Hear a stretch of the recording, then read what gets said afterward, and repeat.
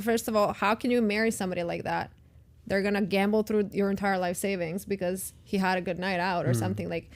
And then if you lose the money, as he was saying, like how you're gonna get it back if you were just born into it, you never made it. So how are you gonna do it again?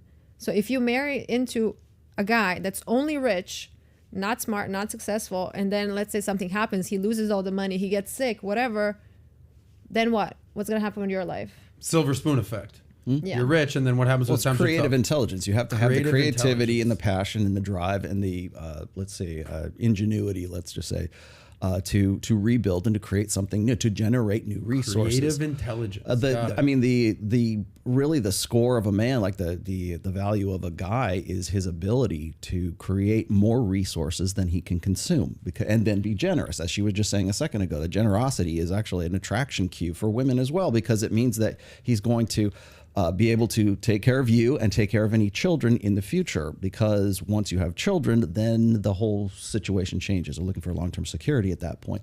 So the guy who can generate more resources than he can actually consume, then that implies security to women. Whereas when women are the ones who are making all this money and they've got a guy who doesn't have that ambition, doesn't have that drive, then he becomes just like another child in the house. He becomes dead weight, and now she's the one that has to take over for pick up the slack for this guy's lack of ambition. Interesting. I want to circle back to one thing. It's weighing on my brain. Sure. Because we have more questions, I'm sure. We have a bunch, and we're gonna take some audience feedback as well when you have it. But I'm picturing myself on this date with you, this dinner date that we're going on. We're at this amazing sushi restaurant. I take you out. I also said I have to see if you can hold your chopsticks correctly. I failed. Sometimes I'll order a fork. You got me. Gotcha. Whether it is okay, because I'm putting myself in your boyfriend's situation. Okay. Because I've been on both sides of this date. I've been like the dude that's like, oh my God, the girl just fucking ordered the expensive thing. I'm like, I've been broke, but I wanted to go on this date with this attractive woman. So I took her to a nice place, but did not have money. Now I'm the exact opposite. Order whatever you want. Literally, it's all good. It's not a problem. So here's what I'll say though. Everything you said, the menu, the cost of the menu, how he treats the staff, how he treats his surroundings. It's not the cost of the menu. Yeah. You don't have to order the most expensive thing, and that's like when you just said that a girl orders like the most expensive thing, like that's not cool. Okay, that's not a turn on. Well, that's my point. Yeah. So basically here, and then I want to get your thoughts as far as treating, because in college I was a server. My mom had always told me, treat people how you want to be treated yourself. Treat the CEO like the janitor, like the whole thing. So as far as like point number 2, treating the staff, because I've been a server and I can relate to people, I'm good on that. As far as, surroundings, I think that's just being a good human. I don't think like if you're a piece of shit, it's gonna come out and surface, whether it's on the first date, second date, what have you. But back again, being in the money side of thing, as being admittedly someone who was concerned about cost when I did not have money, and now that things are going pretty well, I will say, hey, sweetheart, I eat anything except for olives. If it has olives on it, I'm not gonna eat it. But other than that, I'll eat anything.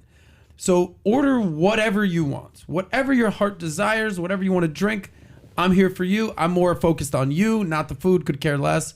I do prefer a dinner date rather than coffee. And I see what they order. Yeah. And I give them like free reign. Do you judge them based on that? I think just like how you're judging a man, I'm going to, if she ordered the 3 most expensive things on the items, I'll be like, she's like, I'll have the steak, the lobster, and like also the steak and lobster. I'm like, with caviar.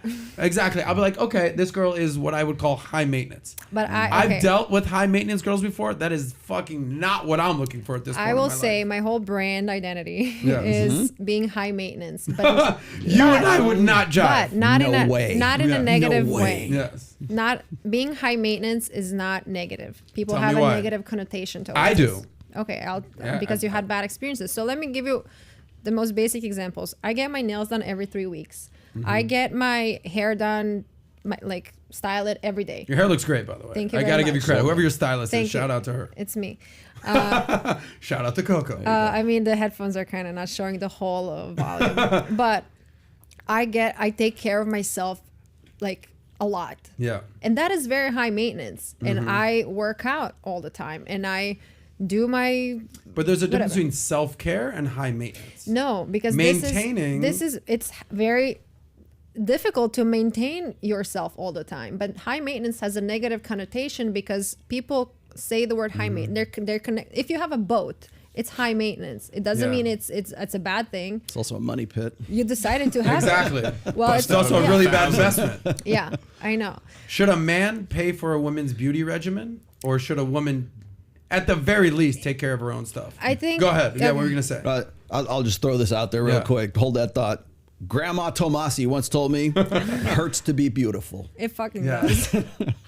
It's hard. No, it's hard because first off, you go through so much, like all the beauty treatments. Like I'm very open on my channel about Botox, fillers, boob jobs, everything. And I have no shame in admitting all of that. But I don't think that men made us this way. Like we want to feel beautiful. We want to feel pretty and we want to do all these things. But being high maintenance is not negative. Being entitled and spoiled and bratty, that is not good. But that's not what high maintenance is. Are we on the same page? Yeah. Now? Okay. So She's looking at maintenance costs. Like this is what I have to go through to the whole time. to I'm look just like thinking of this. Grandma Tomasi. Yeah, well, it hurts to be beautiful, right? I gotcha. Yeah. No, but like if you get your nails done every 3 weeks, is that not high maintenance? If you, I don't know. I think high maintenance is an attitude. but It's not a cost of how much the nails cost. Well, like anybody whether that the nails cost $30 or $80 is irrelevant to me. Anybody that goes it's to the your I Instagram. have to have the best nail thing. That attitude is very unattractive. but to that's me. not high maintenance. That's just like a spoiled brat. Boom.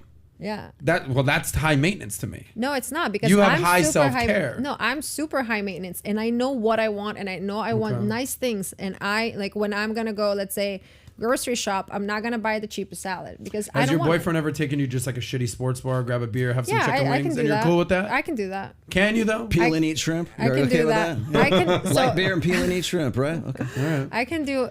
So I also say like in the beginning, it's his time to impress you, and like you should try to do like the finer things in life. But then later down the line, don't be like I'm too good for this. You're not too good for anything. Like tone down. Got it. And Chill the that's fuck out. that's So coming from. you're basically saying treat me really good at the beginning, show me all the good stuff, and I'll come around to normal stuff.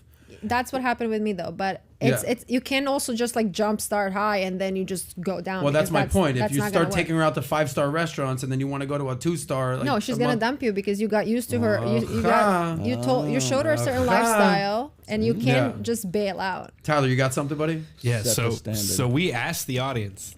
90% of people think that coffee and a walk is a great idea for a date. Because which, they're cheap as fuck. yeah, it's like, dudes, fucking do better. Make a better first impression. Yeah. That's I actually pretty think sad. coffee is a horrible first date. First It's Maybe you do that What do you think after, is right? happening at 11 a.m. Grabbing an espresso? Let me just point this out. A coffee sir. and a walk, depending on how hot the guy is probably a fine date for guys who look like, Giga Chad, Who's gigging? I think Jason coffee. Momoa. Oh, yeah, exactly. Okay, yeah. I think coffee is something you do when you're running your errands, and you're not an errand. Yeah.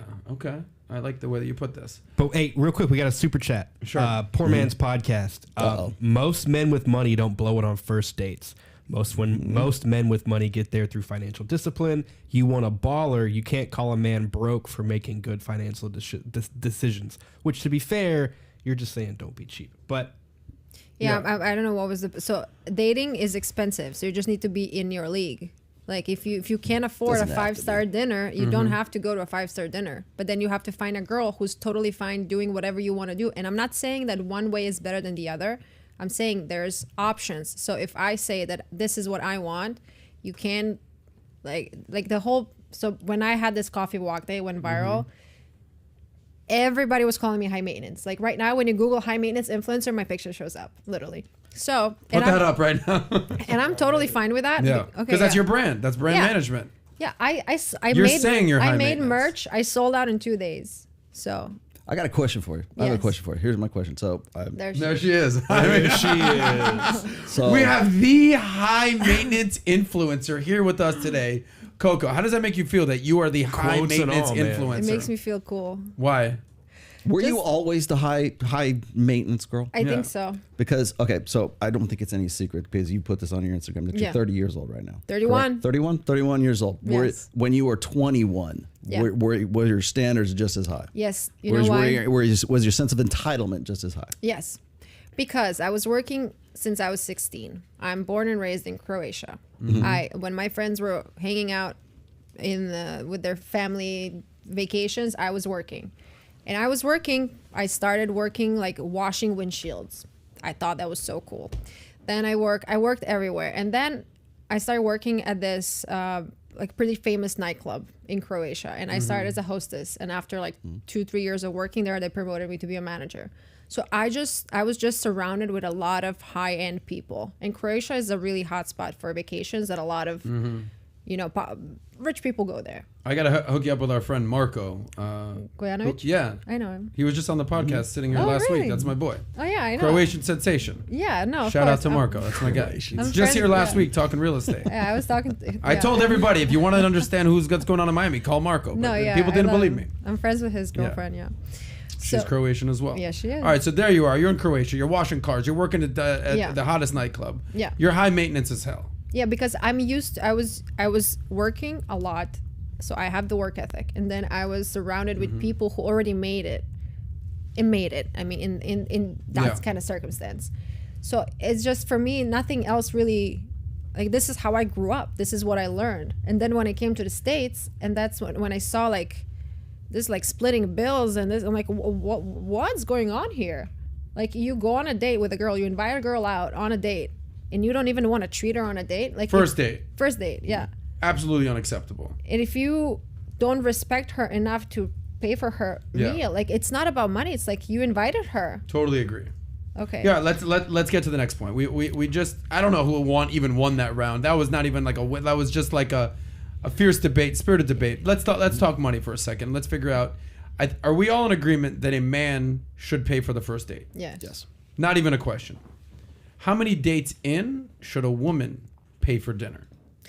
Well, I think until you're exclusive, you should not split anything. You can buy certain things. Until you're exclusive. Yes. What does exclusive mean? Meaning having to talk. We are boyfriend, girlfriend now. What does that talk sound like? Facebook official. Yeah, we got that. We don't use Facebook anymore, guys. Whatever.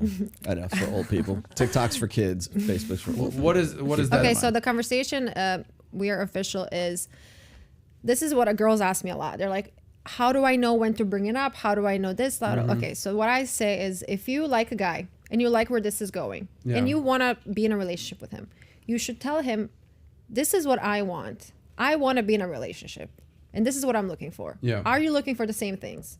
If he says yes, great. You want to do this thing together? You want to like start dating, and that's it.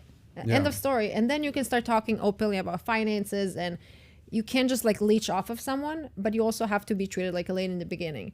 So then if you guys decide not to go forward with having a relationship, I mean, that's fine. But you should tell him, this is what I want. When you realize what you want. So like, you can date somebody for 2-3 weeks, and then you're like, okay, maybe I really want to be with this guy. And then you have a conversation. And if he doesn't want the same things, you're not going to go back to casually dating him again, because you have self-respect. Yeah, that happened to me recently. A girl hit me with and I think the world of this girl, I just wasn't looking for something very serious with this girl. Yeah. She said, here's what I want, would like to do it with you. What do you think? And I said, think the world of you. You're great. I'm just not there. And I said, but we could still hang out. And she goes, absolutely not. Exactly. That's what, because she knows her worth. You had the talk. You had the talk is what you had. And then 2 months went by, and then she randomly hit me up. Hey, want to get your opinion on something? And I was like, Just come sniffing around again. Oh, She was dating somebody, she didn't work out, and then... Oh, is that what it was? Anyway, I think Never wait for what are your... sex unless... Okay, forget. Go ahead, Rolo, weigh in. So I the only thing I would say is I don't think women should ever pay for dates, to be honest with you, if that's the case. No, I mean, even when you're in that situation, I don't think you need to be the guy. You need to be the man who has more resources than he can expend. That's that's the nuts and bolts of it. And I think there is an expectation of masculine dominance. There's an expectation of this guy is somebody, assuming it gets to a long-term perspective. That guy has to be the one who's saying, okay, I'm the head of the household. I'm the one that's going to be directing I'm in the driver's seat, right? And I don't think that it should even get to the point where it's like, okay, well, we're going to split the bill or whatever. I mean, unless you guys get married and you have some sort of, and I don't even think you should have a joint bank account at that point. I think you were on with Patrick here at one point talking about like how to have you know, guys need to have their own bank account, women have their bank account, you have your joint bank account, and then you have your savings account or something like that, which is kind of ridiculous because most people don't even have $1,000 in their savings account.